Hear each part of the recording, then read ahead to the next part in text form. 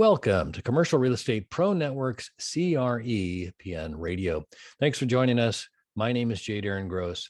This is the podcast focused on commercial real estate investment and risk management strategies.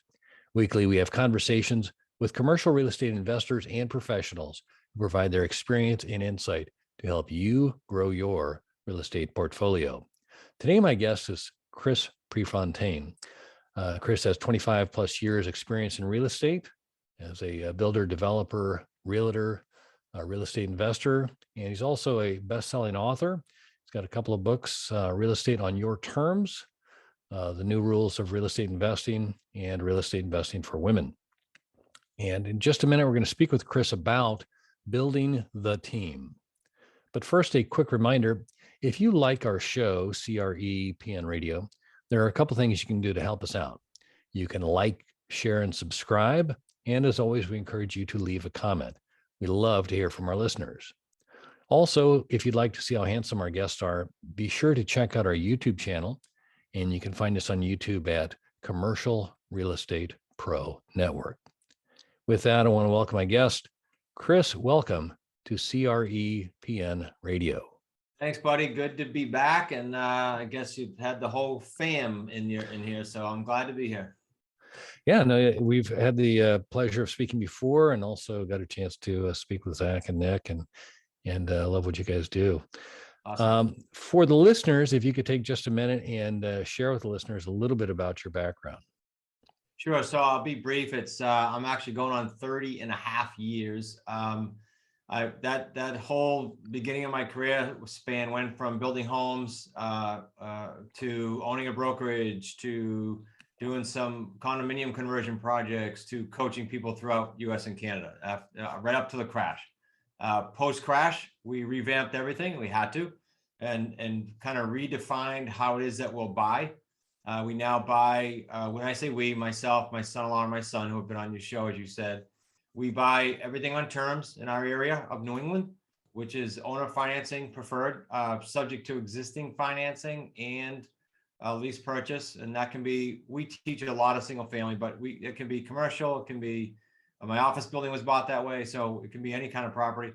And then we go out and teach that to students. And the big difference is, as you probably know, is we don't teach it. We get in the trenches and do it with them. And that's closing a big gap, I feel, in the industry of letting people actually get stuff done instead of learning about it and trying on their own. So that's a high view of it. No, I'm always a big fan of somebody that's done that, as opposed to just read the book and gets all excited about it and ready to share the gospel kind of thing. So definitely a fan of that. Well, let's talk about this, because you in the introduction, we just talked about all the different ways that you've operated in real estate, and you know the changes and how you've morphed into what you are now.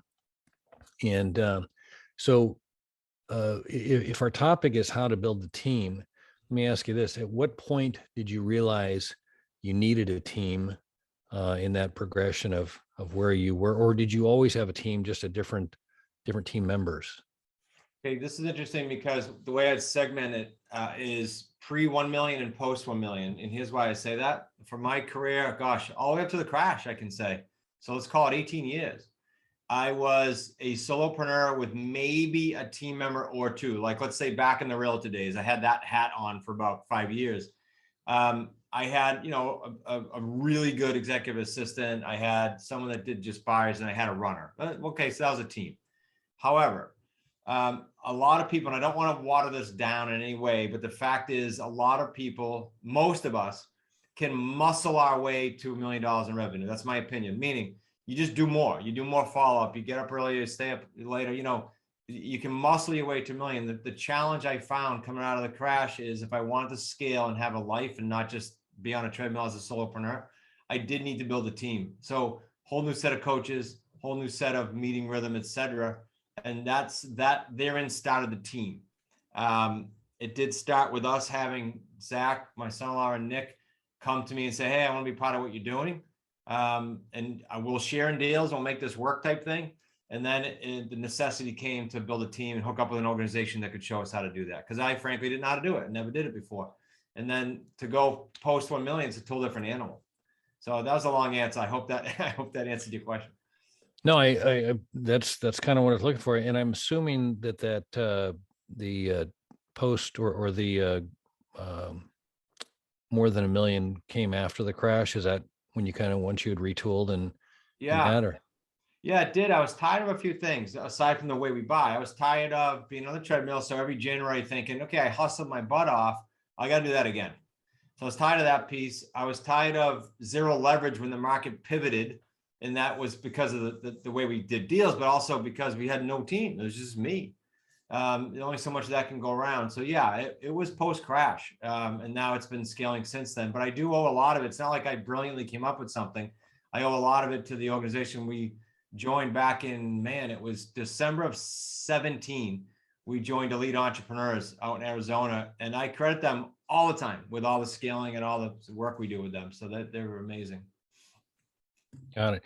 And how did you find them? Was that you were seeking help, or did somebody recommend them, or how did you? A little of both. Every 4 to 6 months, definitely not more than a year, depending on who the mentor or coach is. We're looking for, okay, what do we need next? Like 1 year it was, we got to figure out how to get more leads in here. We muscled our way to this. So we had to get some more lead gen and funnels going. And in December of 17 or halfway through 17, it was, hey, if we're going to scale, we got to find someone who knows how to scale, because I never did it. And I asked around, we came down to 2 people.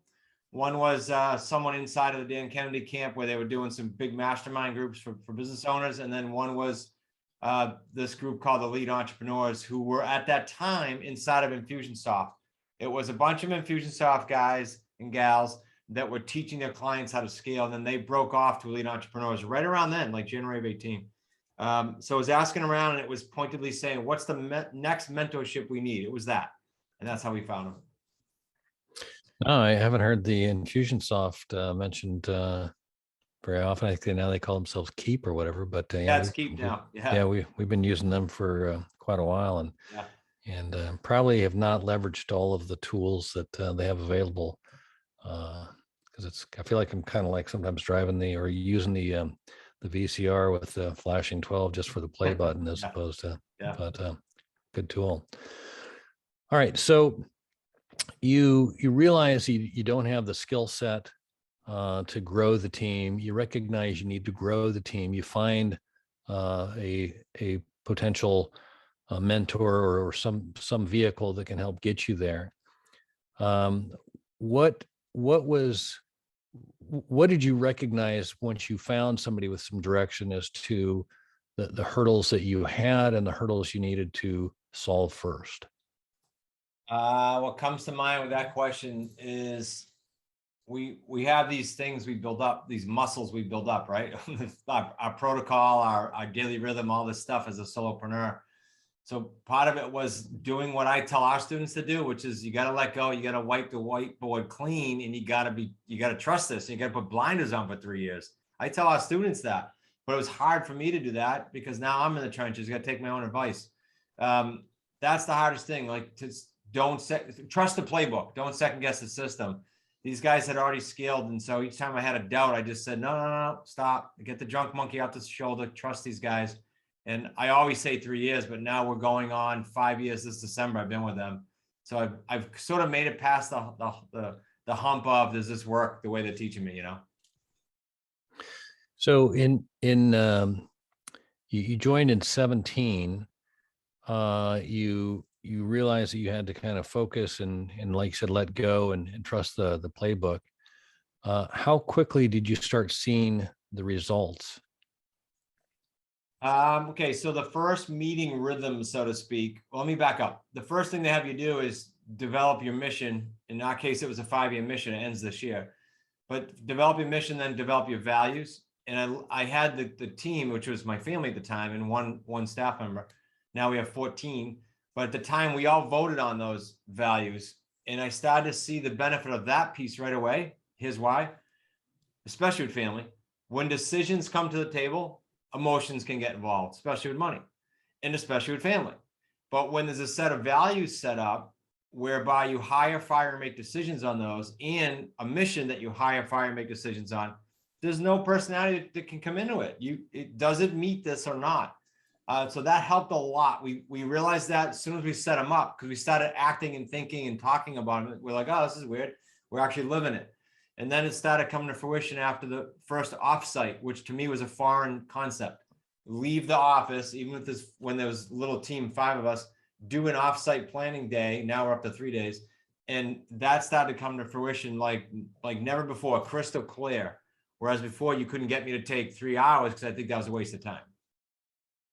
Yeah, no, it is incredible. And I've heard it often said about, working in the business versus working on the business kind of thing. Just it's so easy with, and I think solopreneurs just, the nature of how you got to where you are is basically solve the problem that's in front of you and be the one that's doing the work, as opposed to recognize who you can assign to it and know that the task will be completed, and letting go of it.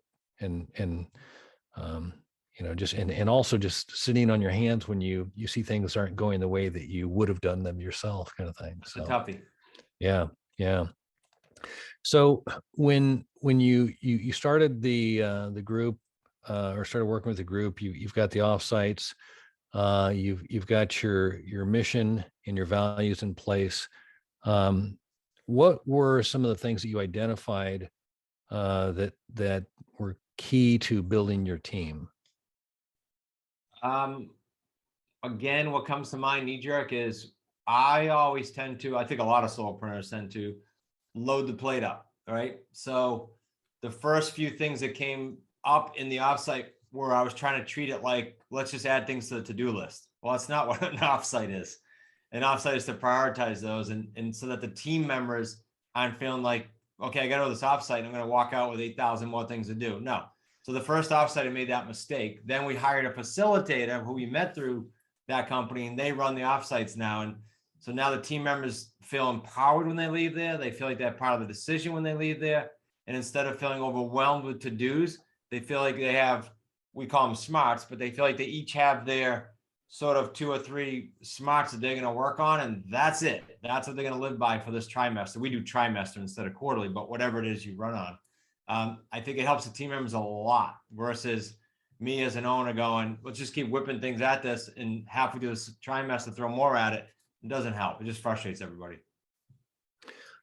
So does it, if I'm hearing you, it sounds like kind of you were really kind of the impediment to a lot of progress until you made the decision to go with the team route and bring in outsiders.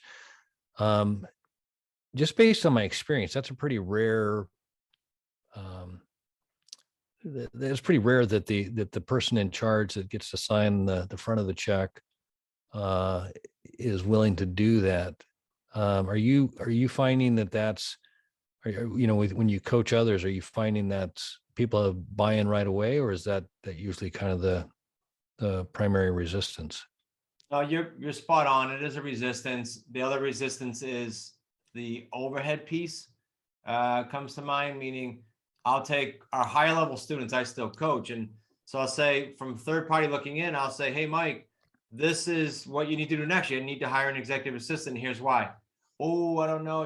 The dollars come to mind, the cost versus the return on investment. So now my mind shift, and I'm trying to help them, is, okay, an employee's not, when done properly, a cost. An employee, in most cases, unless it's accounting or non-revenue, is revenue generating. Almost all are revenue generating if they're put in the right place. They're either freeing you up to generate more revenue and do what you do best, or they're literally generating revenue. Like we have a person who's head of director, she's director of JV relationships.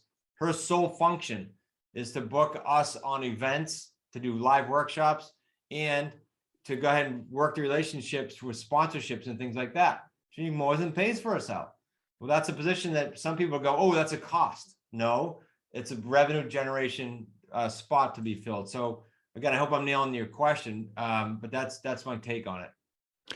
No, I love, because I think that most people would stop at the cost, not recognizing how they could convert that into a revenue generator. That sponsorship, kind of opportunity thing. And that seems pretty like outside the box. Is that something that came out of one of your offsites, or was that just something that you guys are constantly thinking outside of the box, or how did you? The gentleman that produces our podcast with us has become a good friend, and he also is a weekly accountability partner with me personally. We just do that one-on-one, and he had helped me understand the power of, once you're the authority, once you have what we call the Wicked Smart community, once you have this Smart Real Estate Coach podcast built to the size it is, vendors, me or you in other avenues, but vendors want to be in front of that audience, right? It's like anything else. So people like credit repair, people like a funding company, they want to get in front of the audience. Okay, so they pay for the right to do that now. That's the only difference. And part of this whole process is the confidence that that's what you have, the confidence that you have to put a person in place to then go do what you're best at to generate more, the confidence you have to say, yeah, we're worthy of this. A lot of that stuff's mental growth. I know that sounds like offbeat, but a lot of this is going to be mental growth, because you don't come as a solopreneur, or you don't come from the job and all of a sudden know all this stuff. It's a different mindset. So there's a whole different growth factor there relative to building a team that's you and your mindset. Yeah, no, that confidence piece is really a hurdle that I think that I think personally it's not always easy to identify the benefit I bring, or that the value that I have that translates, and recognizing that and being able to flip that to recognize that I am bringing value, then that there's worth, and that somebody else will be willing to pay for that. That's a huge. I mean, it gives you the chance to really launch and momentum, and then really springboard into something much bigger. That's great. So you identified let's see, talk about the different people on the team that you have, and at what point were they recognized as being needed, and how you went about adding them. Yeah, give a few examples and you can tell me if you need me to go deeper. So Okay. as I look back, the people that were needed are usually a result of somebody being maxed out. And one example that comes to mind is in fall of 18, we hired our first real in-house media person that could do filming and video editing and all that. And how did that come about? We were outsourcing. So usually you'll go to outsource first. We were outsourcing to a company that were taking our homemade videos, editing them, making them presentable, posting them on YouTube, things of that nature, let's just say. That got to the point where 1 month we did 100 hours with them. And we said, all right, wait a minute, look at this expense. We could bring on our own person for that. And this went on for like several months. So even though that was an enormous decision in my head back then to bring that kind of employee on at that kind of pay, it paid for itself tenfold, and the quality went through the roof, and people realized it. And so usually it's you subcontract out. That's simple for you. You don't have payroll and payroll taxes and all that related. And then once you're maxing that out, or you can justify replacing that, that's one issue. And the second issue is if you already have a team and the team members are so stressed out and they're so maxed out that they can't take on more, and they're actually, you can see and feel their stress, that's usually time to look around and start divvying up things too. Does that make sense? Oh, absolutely. Absolutely. I think that, again, as a solopreneur, if your primary job to generate revenue is sales, and yet you're doing, especially a lot of this marketing stuff, which is basically time consuming, and it's and to put out a high quality product, there is a lot more involved than just taking out your phone and, videotape, video and something and posting it. Yeah. So so that's a great example, the marketing. Are there other positions that you recognize? Were you guys at any point prior to outsourcing it, subcontracting, were you doing it in-house? Yeah, we had, when we were just doing a few videos, we had a girl, Lauren, just taking my homemade videos and then, cutting the ends off and the front and the back off, and then we post it. And then it went to a VA in the Philippines, and then it went to a higher quality outsourcer, and then it came in-house. The other jobs that are really easy, in my opinion, if you're a solopreneur out there listening, I don't care what business you're in, frankly, the very first thing I would do if I went in your marketplace and started my business in any niche is I would get an executive assistant. There are companies that hire great ones. We've hired many from one company because, to your point just then, if it's sales or if it's the phone or whatever it is you're good at, if there's any task less than a $20 task, why are you doing it worth $20 or less? Just hire an executive assistant. So if someone said, Chris, if you had little money, what would you do? And you opened up in, I don't know, pick it, Alaska, Florida, doesn't matter. I'd get there and I'd hire an executive assistant. I'd get to work. And I would do only what I was qualified to do on the phone. In my case, would be effective in structuring deals. And they would do everything else. They would do the CRM. They would do the callbacks. They would do the paperwork. They would do my personal errands. They would do all that. That's the first thing to do with anyone. I should have said that first. That's a no-brainer in my opinion. Yeah. No, it's again, I think part of it is when you are the solopreneur and you're doing everything yourself and you can't make the distinction as to what's what, and you just have your, like you said, your list of more things to do, kind of taking a step back and get some clarity on it is important. So the couple of examples you've cited, kind of the marketing and the executive assistant. Are there any other positions that are production oriented that you have identified, that you've brought on? Yeah, a couple of things come to mind there. There's our podcast, right? I can go either business, but from the coaching business, our podcast, we were paying people to book interviews, which you're probably familiar with. And instead we had an in-house person get really good at doing that and securing that. And so although we still use outside sources because they'll call us from time to time, we have an in-house person that now probably does maybe a quarter cost-wise of what we would pay to outsource that. So that's on the coaching side. And internally on the property side of things, we have duplicated. First, I duplicated myself with my son-in-law Zach, and then Zach then duplicated himself and we call them seller specialists. Other niches call them acquisitionists, but we put two people on the phones, trained them, set parameters up, and they do all the lead gen now. So that Zach and I aren't necessarily doing that, but we're doing a high level deal structure only. So you can rip apart any piece of this, and it's always, how can we duplicate ourselves to do what we do best? Yeah, no, I that whole lead gen thing I've found to be so freeing in that,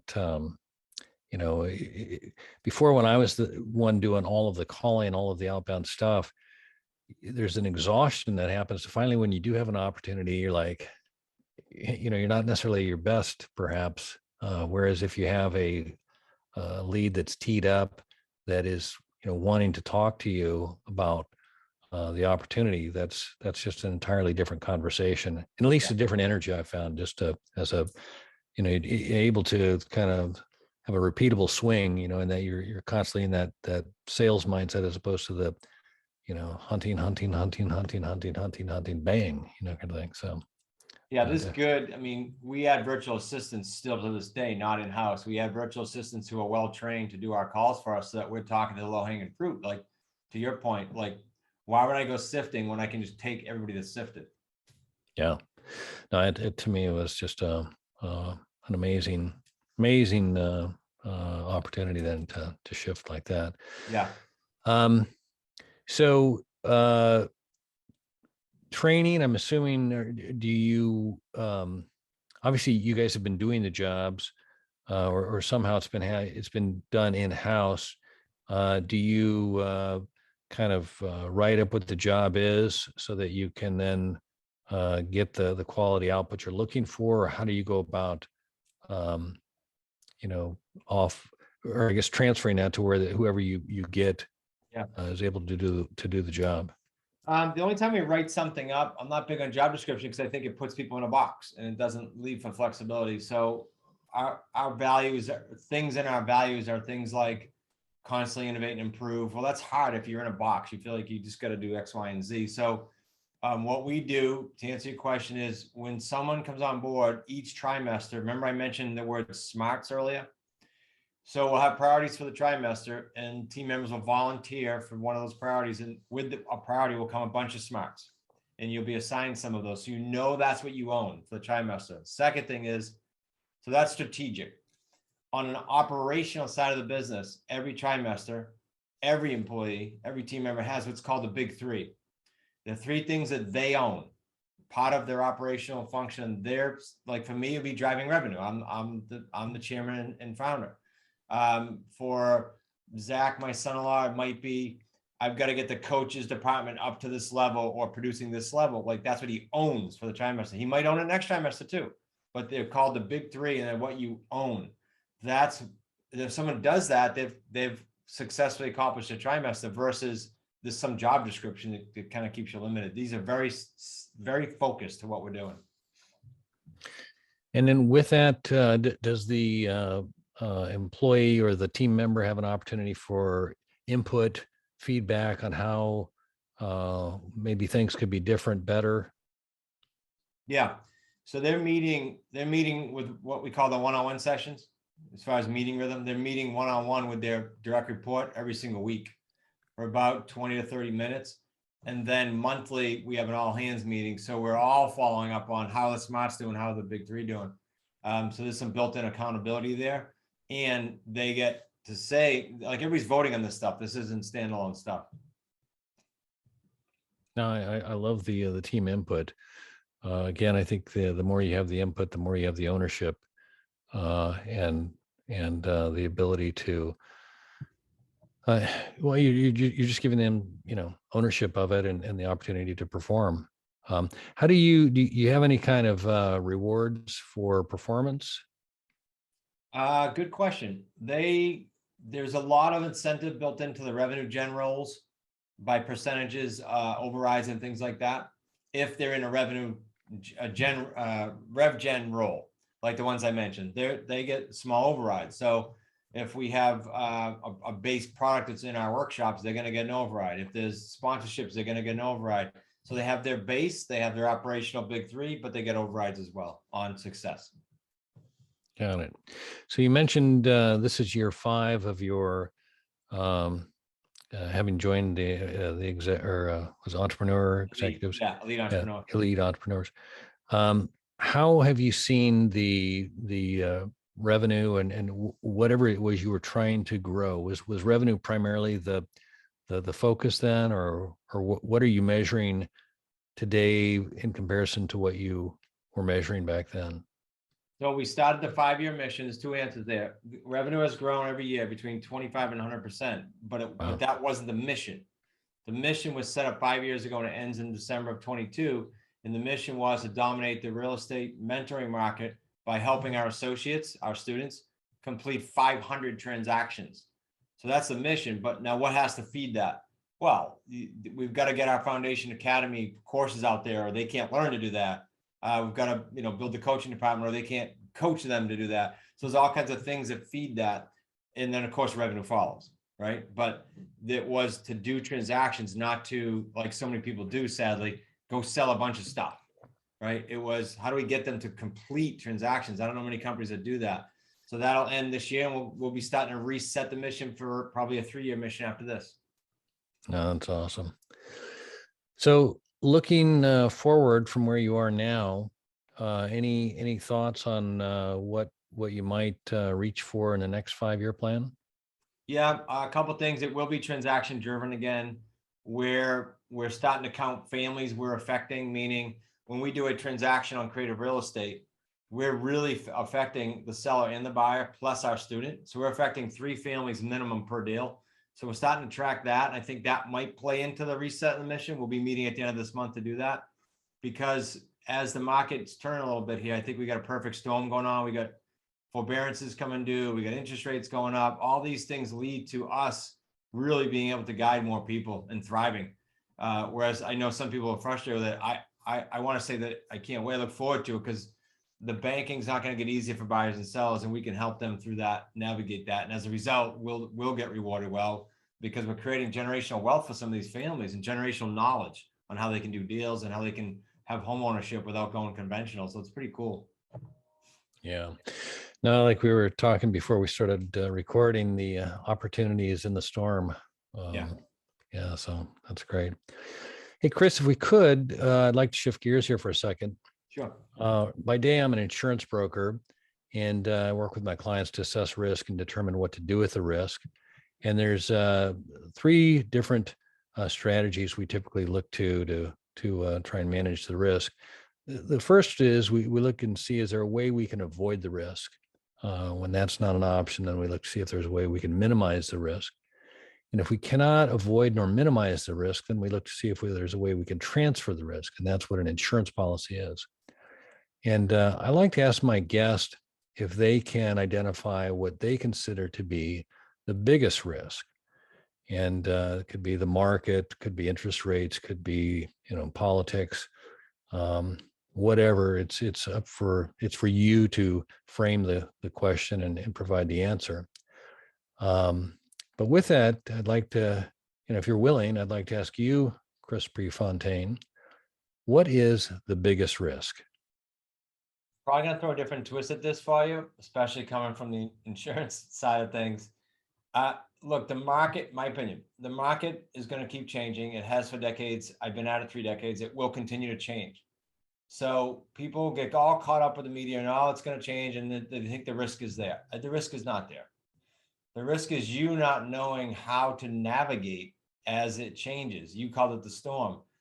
When you know how to navigate when the market changes, you're not at risk, because you know how to bop and weave, you know how to pivot, you know how to structure the deal after the deal, and you know how to be, keyword, adaptable. That's it. It's not the strongest, it's not that smart, it's the most adaptable. And then how do you do that? How do you mitigate that risk? How do you get in that mode? In my opinion, you find someone that's been through at least 2 or 3 storms, to use your word, and then you lean on them constantly. There were 2 times in my career where I didn't have that person, 1994-ish and 2008. And the only 2 times I had a headache. So every other time in my life, I've had a mentor that I could call up and go, "Hey, Darren, what do you think about this? What would you do here? I'm a little perplexed." That mitigates your risk, and that lets you be more adaptable. No, that's definitely a kernel of knowledge there, and based on experience. I love that. That's a great input there. Chris, where can the listeners go if they would like to learn more or connect with you? I've got 2 things. I mentioned one to the beginning, and as we're talking, I'm thinking I'll give you 2 avenues. They're both free. I'm big on free. I want you to be able to look at what we're doing, and if you get excited about it, great. I can't wait to talk to you. And if you don't, it's okay. You spent a little time and resources.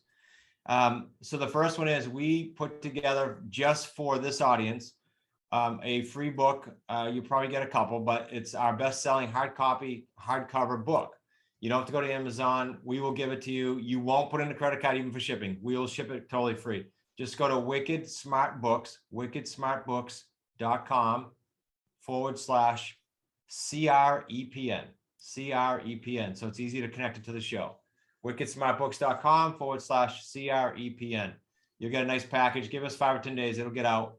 The next thing is, if you want to fill the gap before it gets there, and you don't mind listening to me babble for 55 minutes, we have a free master's class. It'll let you know what we do in the trenches.